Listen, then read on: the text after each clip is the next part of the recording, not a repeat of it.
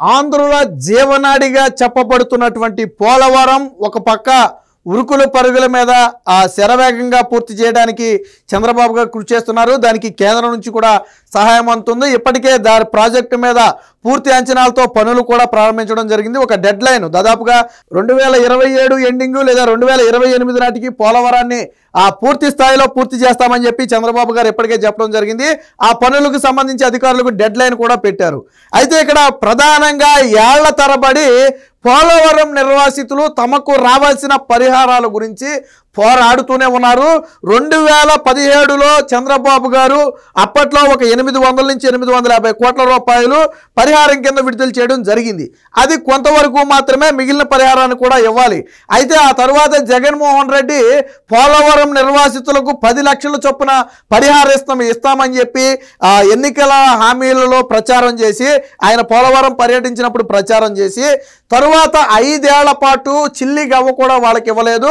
పైగా 2-3 సార్లు పోలవరం వెళ్ళిన సందర్భంలో జగన్మోహన్ రెడ్డితో మాట్లాడాలంటే అంతా స్క్రిప్ట్ ఉంటుంది, ప్రిపేర్ చేసిన వాళ్ళు ఎదురుగా ఉంటారు. బట్ అనుకోకుండా ఒకసారి జగన్మోహన్ రెడ్డి పోలవరం వెళ్ళిన సందర్భంలో అనుకోకుండా స్క్రిప్ట్లో లేని వాళ్ళు ఎదురైపోయి ఈ నిర్వాసితులకు రావాల్సిన సొమ్ముల గురించి అడిగితే ఈ డబ్బులు కేంద్ర ప్రభుత్వం ఇవ్వాలి, కేంద్ర ప్రభుత్వం ఇస్తే నేను ఇస్తానని చెప్పాడు. మరి ఎన్నికల్లోనేమో ఇచ్చే బాధ్యత నాది 10 లక్షలు అన్నాడు. కానీ తర్వాత అడిగితే ఏమన్నాడు, ఇది కేంద్ర ప్రభుత్వం ఇవ్వాల్సిన డబ్బులు, నేను ఇవ్వాల్సినవి కాదు, కేంద్ర ప్రభుత్వం ఇస్తే నేను మీకు ఇచ్చేస్తాను, కేంద్ర ప్రభుత్వం నాకు ఇవ్వలేదని చెప్పి తప్పించుకుని పారిపోయాడు. కానీ కూటమి ప్రభుత్వం వచ్చిన తర్వాత ఆ చిత్తశుద్ధితో కట్టుబడినటువంటి చంద్రబాబు గారు తాజాగా 1000 కోట్ల రూపాయలు నిర్వాసితులకైతే విడుదల చేయడం జరిగింది.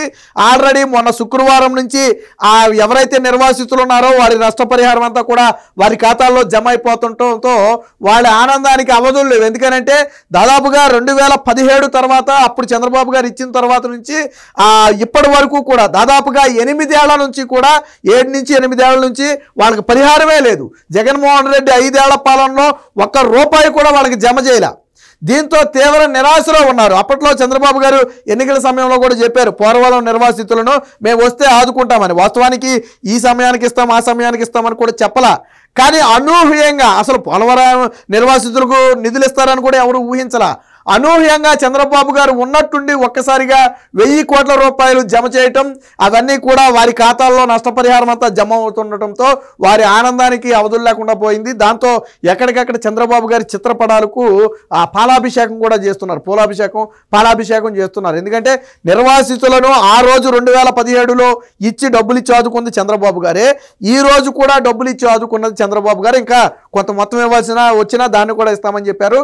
ఇందులో పోలవరం నిర్వాసితులు అంటే ఎవరైతే ఇందులో ట్రైబల్స్ ఉంటారో వారికేమో 7 లక్షలకి చిల్లర ఇచ్చారు, మిగిలిన వారికేమో 6.36 లక్షల చొప్పున ఇచ్చారు. 10 లక్షల నుంచి 40 లక్షల వరకు కూడా పొందిన వాళ్ళు ఈరోజు ఇందులో ఉన్నారు ఫలితం. ఎందుకంటే మళ్ళీ ఇందులో ప్రభుత్వం ఇచ్చే మాకు పునరావాసం మాకు అవసరం లేదంటే అడిషనల్గా వాళ్ళకి వచ్చే దాని మీద ఇంకొక 2,85,000 కల్పిస్తారు. ఎందుకంటే ప్రభుత్వం ఇచ్చే పునరావాసం వాళ్ళకి అవసరం లేదు. దీంతో పాటు జగన్మోహన్ రెడ్డి హయాంలో పునరావాసం కోసం ఇళ్లు నిర్మించిన కాంట్రాక్టర్లకు జగన్మోహన్ రెడ్డి బిల్లులు కూడా చెల్లించకపోయా, అందులో దానికి కూడా కొంత మొత్తం ఇప్పుడైతే చెల్లించారు, మిగిలిన త్వరలోనే చెల్లిస్తామని చెప్పి చంద్రబాబు గారు హామీ కూడా ఇవ్వడం జరిగింది. గతంలో జగన్మోహన్ రెడ్డి ఏమన్నాడు, 41 ఏదైతే కాంటూరు ఉందో ఆ ముంపు ప్రాంతానికి సంబంధించి మొత్తం నిధులు ఇచ్చేస్తానని చెప్పాడు. అంటే ఆ ముంపు 41.15 అంత కాంటూరు హైట్ ఉంది. సో ఆ హైట్ పరిధిలో ఉన్నటువంటి ముంపు ప్రాంతాలకు నేను నిధులు ఇస్తానని చెప్పి 2022 డెడ్ లైన్ పెట్టాడు. 2024 ఎన్నికలు అయ్యే సమయానికి కూడా వారికి ₹1 ఇవ్వాలి. కానీ చంద్రబాబు గారు నేను ఈ టయానికి ఇస్తా, ఆ టయానికి ఇస్తాను, డెడ్ లైన్లు ఏం పెట్టలేదు, ఎప్పుడు ఇస్తామనేది కూడా ఏమి చెప్పలా, ఆదుకుంటామని మాత్రం చెప్పారు. కానీ అకస్మాత్తుగా ఒక రకంగా ఏంటంటే అందరూ ఆశ్చర్యపోతున్నారు. ఎందుకంటే దీనికి ప్రచారం లేదు, ఇస్తామని చెప్పలేదు, ఉన్నట్టుండి అకౌంట్లో డబ్బులు పడిపోవడం స్టార్ట్ అయింది. అప్పుడు అర్థమైంది, పోలవరం నిర్వాసితులకు కూటమి ప్రభుత్వం 1000 కోట్లు ఇచ్చింది, ఆ డబ్బులే ఇప్పుడు పడుతున్నాయి అని చెప్పి 30 లక్షలు, 40 లక్షలు, 20 లక్షలు, 10 లక్షలు అనేక మందికి పడ్డాయి. వాళ్ళు కోల్పోయిన భూమి కానివ్వండి, ఇల్లు కానివ్వండి, లేదా ఇతర ఆస్తులు కానివ్వండి, వాటి ఆధారంగా వారికి ఎంతైతే వస్తుందో అంత మొత్తాన్ని కూడా జమ చేసుకుంటూ వస్తున్నారు. సుమారుగా 10,000 మంది అకౌంట్లలో ఇప్పుడు ఈ 1000 కోట్ల రూపాయలు జమ కాబోతున్నాయి. వాళ్ళందరూ కూడా ఆనందంతో ఉన్నారు. దీనికి సంబంధించిన వార్త కూడా వచ్చింది, ఒకసారి చూద్దాం. పోలవరం నిర్వాసితులకు 1000 కోట్లు, దాదాపుగా 10,000 మంది ఖాతాల్లో సొమ్ము జమ. అంటే మనం మాట్లాడుకుంటే 10,000 కుటుంబాలకు ఈరోజు చంద్రబాబు గారు న్యాయం చేస్తున్నారు. ఎందుకంటే ఆ కుటుంబానికి ఒక ఖాతా ఉంటుంది. సాధారణంగా ఎవరి పేరు మీద ఆస్తులున్నా సాధారణంగా ఒక ఖాతా అయి ఉండొచ్చు. సో దీనికి సంబంధించి అంటే 10,000 మంది ఆ కుటుంబాలలో 10,000 కుటుంబాలలో ఈరోజు చంద్రబాబు గారు వెలుగులు నింపారు. పాపం వాళ్ళు తీవ్రంగా పోరాడుతున్నారు. ఎందుకంటే ఇటు పోలవరం ప్రాజెక్టులోన భూములు ఆస్తులన్నీ కోల్పోయారు. గవర్నమెంట్ నుంచి రావాల్సిన పరిహారమా రావట్లేదు. వాళ్ళు ఏదైనా చేసుకోవాలన్నా చేసుకోలేని పరిస్థితి. అక్కడేమో దానికి ఆస్తులు లేవు, ఇక్కడేమో చేతులు చిల్లిగవ్వలేదు. సో తీవ్ర ఇబ్బందులు పడుతున్నారు. ఏదో ఆ తూతూ మాత్రంగా గతంలో కల్పించినటువంటి ఆ పునరావాసంలో ఉంటూ ఏదో ఇబ్బంది పడుతున్నారు. కానీ ఈరోజు చంద్రబాబు గారు వారికి రావాల్సిన పరిహారాన్ని ఎప్పుడైతే చెల్లించడం మొదలుపెట్టారో, ఎప్పుడైతే అకౌంట్లో పడటం మొదలైందో దాంతో వారి ఆనందానికి అవధులు లేవు. పోలవరం ప్రాజెక్టు కోసం సర్వం త్యాగం చేసిన నిర్వాసితులకు పరిహారం విషయంలో 5 ఏళ్లుగా సాగుతున్న నిరీక్షణకు కూటమి ప్రభుత్వం తెరదించింది. ఏలూరు జిల్లాలోని ప్రధానంగా ప్రాంతాలన్నీ కూడా అక్కడే ఉన్నాయి. వేలేరుపాడు, కుక్కునూరు అంటే ఇవి తెలంగాణ నుంచి మనకి వచ్చినటువంటి జిల్లాలండి, మండలాలు.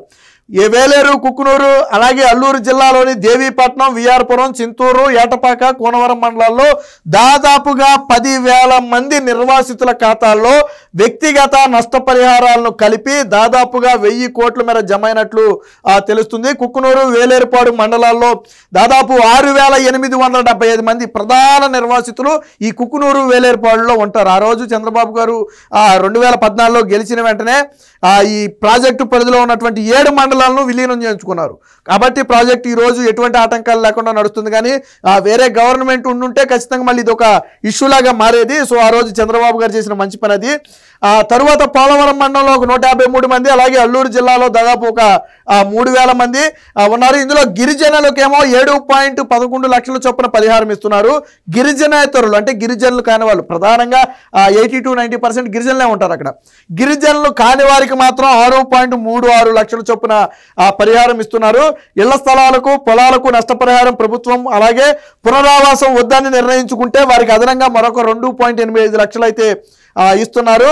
అలాగే పునరావాస కాలనీల్లో గుత్తిదారులకు చెల్లించాల్సిన బకాయిలు కూడా కొంత మేరకైతే ఈ 1,000 కోట్లు చెల్లించినట్టుగా ఉంది.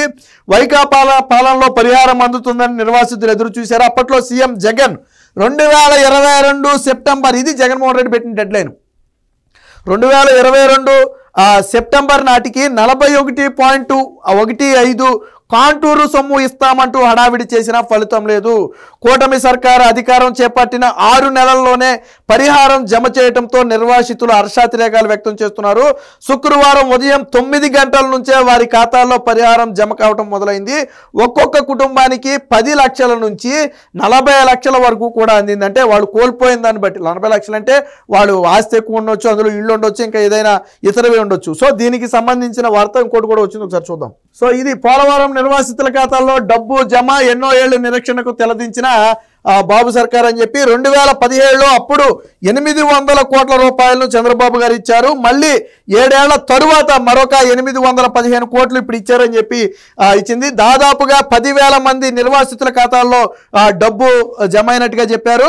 గిరిజనులకు 7.11 లక్షల చొప్పున, గిరిజనేతలకు 6.36 లక్షల చొప్పున ఇచ్చారు. అలాగే ఇళ్ల స్థలాలకు, పొలాలకు కూడా పరిహారం అయితే ఇచ్చినట్టుగా ఇందులో అయితే రాయటం జరిగింది. సో పోలవరం నిర్వాసితులకు ఒకే రోజు 815 కోట్ల రూపాయలు, అంటే ఒకే రోజులో 815 కోట్ల రూపాయలు విడుదల చేసి జమ చేసినట్టుగా చెప్పారు.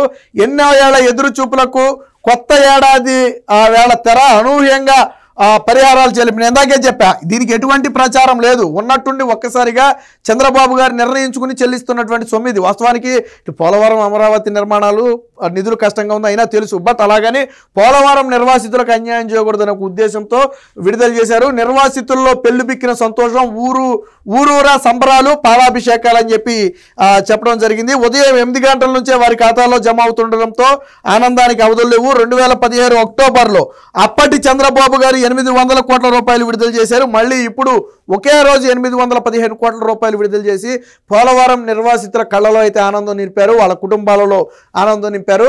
చంద్రబాబు గారు చెప్పిన పని చేస్తారు అనటానికి ఇది ఒక ఉదాహరణ.